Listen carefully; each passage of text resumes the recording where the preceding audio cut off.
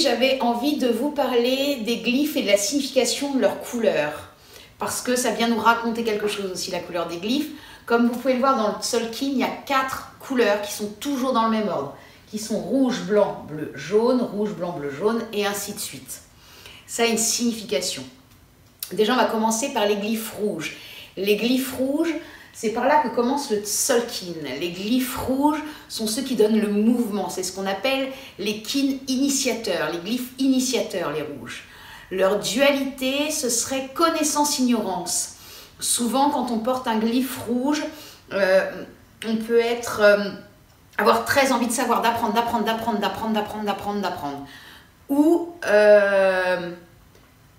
des gens qui ne veulent pas du tout apprendre et qui restent complètement dans l'ignorance. Donc c'est trouver un juste milieu. En fait, j'apprends, et à un moment, je laisse poser ce que j'apprends. Voilà, mais tous les jours, j'apprends quelque chose. Parce que j'avance à la mesure de mes efforts. Ça, c'est une des règles chez les Mayas. J'avance à la mesure de mes efforts. Donc ça, c'est ce que viennent nous raconter les rouges. Dans les glyphes rouges, nous avons le dragon rouge, le serpent rouge, on les a là, la lune rouge, le voyageur du ciel rouge et la terre rouge. Donc ça, c'est ce que viennent nous raconter, les glyphes rouges. Et puis après, nous avons les glyphes blancs qui viennent juste après. Les glyphes blancs, ce sont ce qu'on appelle les kin affineurs. Ils viennent chercher, affiner. La dualité de ces kin blancs, c'est humilité, ego.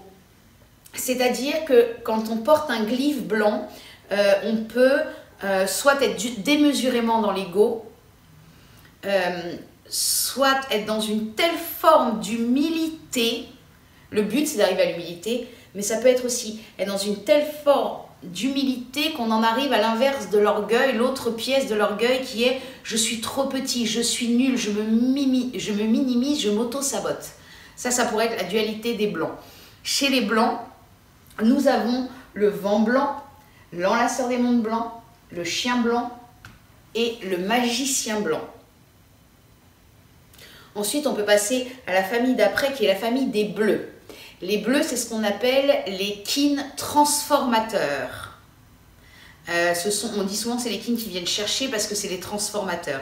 Donc quand on a un glyphe bleu, voilà, on peut faire partie de ces gens qui viennent chercher et qui se transforment eux-mêmes et qui peuvent amener aussi l'autre à se transformer. La dualité des bleus, c'est patience, impatience. Parce que forcément, quand on veut transformer, on peut avoir tendance à ce que tout aille trop vite. Et puis, donc on est dans cette impatience, mais la patience, il ne faut pas non plus que ça se transforme en procrastination. Donc on ne remet pas constamment au lendemain. À un moment, pareil, on avance à mesure de ses efforts, chaque jour, un pas pour aller. Les glyphes bleus sont la nuit bleue, la main bleue, le singe bleu, l'aigle bleu et la tempête bleue. Voilà pour les bleus. Pour les jaunes, ce sont les kin maturateurs, c'est-à-dire que c'est donc la dernière couleur. Ça y est, ça vient de l'intérieur et ça mature jusqu'à ce que ça rayonne, puisque le dernier c'est le soleil jaune, jusqu'à ce que ça rayonne.